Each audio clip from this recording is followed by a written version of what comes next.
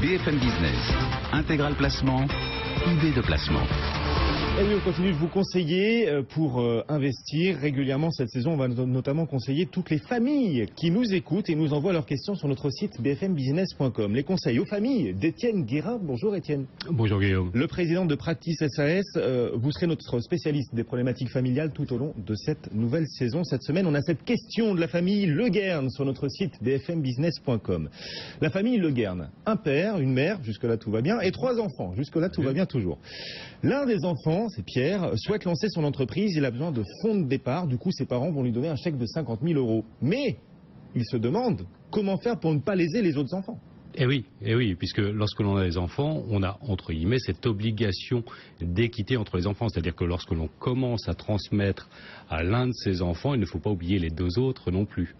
Donc soit on a la possibilité, si on le veut et si on en a la capacité de transférer immédiatement, puisque Pierre, le premier fils, aurait 50 000 €, les 2 autres enfants pourraient immédiatement recevoir 50 000 €, soit on se dit, on diffère un petit peu ça dans le temps, mais sachant que si on diffère dans le temps, on va avoir des problèmes de valorisation de ce que l'on transmet réellement. Comment on peut différer dans le temps? On donne 50 000 € via un chèque à l'un des enfants. Très bien, c'est un chèque, c'est simple. Comment on peut donner 50 000 € à chacun des autres enfants également, sans que ce soit forcément immédiat à travers un chèque? Alors, on peut très bien, dans ce cas-là, prévoir non pas de donner une somme d'argent, donc un chèque, mais de donner par exemple un compte titre qui sera géré dans l'intérêt d'un enfant mineur, de là aussi souscrire un contrat d'assurance vie qui sera transféré également à un enfant par le biais d'une donation, que ce soit par un don manuel, si on veut simplifier les choses, soit en ayant recours à son notaire. Oui, dans les 3 cas, que ce soit via un chèque, via une assurance vie ou via un compte titre, il s'agit d'une donation?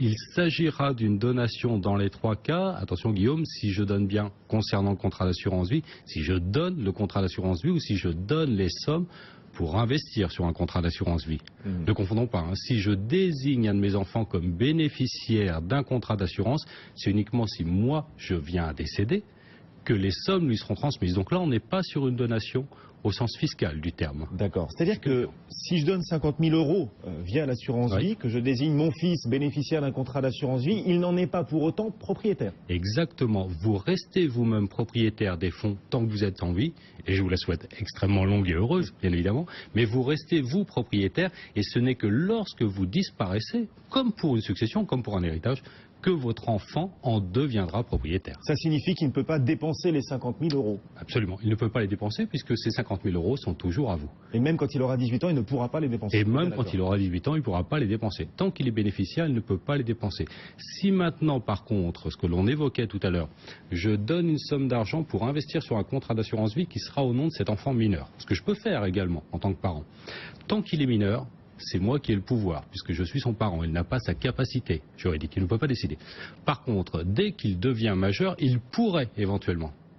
C'est là où justement on va prévoir certaines clauses particulières dans la donation pour ne pas qu'il puisse dilapider les fonds. Il n'a pas la capacité de tout dépenser n'importe comment. Ouais. Lorsqu'on donne comme ça de l'argent à ses enfants, la donation doit se faire devant notaire. C'est préférable, d'après vous? C'est préférable sur un plan juridique. Sur un plan fiscal, c'est complètement équivalent. Quand je fais une donation de somme d'argent, que je prenne le formulaire de l'administration fiscale ou que j'aille voir mon notaire, c'est la même chose. Sur un plan civil, par contre, ça n'est pas du tout la même chose. Souvent, vous entendez les notaires parler de donation partage. Pourquoi une donation partage ? Sur une donation partage, vous avez la donation et vous avez un partage anticipé de votre succession. Le gros intérêt de ceci, c'est que ce que vous avez donné est donné et la valeur est figée. Ça peut peut-être paraître étonnant, mais ça signifie que si je ne fais pas de donation-partage, les valeurs ne sont pas figées. Expliquez-nous pourquoi les valeurs ne sont pas figées. Donnez-nous un cas concret pour qu'on comprenne bien l'intérêt de cette donation-partage. Reprenons l'exemple justement de ses clients. La famille Le Guern. La famille Le Guern. Le fils aîné, Pierre, vous m'avez dit, veut recevoir 50 000 € pour créer une société. Les 2 autres ont également 50 000 € sur des contrats d'assurance, des comptes titres, etc.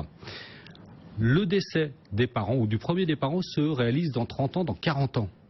Si le fils qui a monté sa société ayant reçu 50 000 € a une société qui vaut 3 millions d'euros, il devra dans ce cas-là, civilement, rapporter à la succession du parent qui lui a donné 3 millions d'euros. Ah oui, d'accord. Et non pas 50 000 €. Et non pas 50 000 €. Alors que pourtant, c'est de son fait. Si les 2 autres enfants, eux, ont dépensé les sommes à terme, ils rapporteront 50 000 €, ce qu'ils ont dépensé. quand on fait, donc il y a un vrai risque, hein, là on le voit bien, donc quand on fait une donation-partage, on fige la valeur. Pierre reçoit 50 000 euros, chacun des autres enfants reçoit 50 000 euros, même si dans 30 ans, les 50 000 euros de Pierre sont devenus une entreprise florissante de 3 ou 10 millions d'euros. Peu importe, il aura reçu 50 000, il ne devra rien civilement et économiquement à ses frères et sœurs. Ouais, rien de plus que les 50 000 euros, si c'est une donation partage, hein, on le rappelle. Si c'est une donation partage. Et sinon, il devra, si son entreprise prend une valeur de 3 millions d'euros, là, il devra déclarer 3 millions d'euros. Eh ben, il devra déclarer 3 millions d'euros et il devra potentiellement une partie des fonds à ses frères et sœurs. Oh. C'est ce qu'on peut appeler une soulte.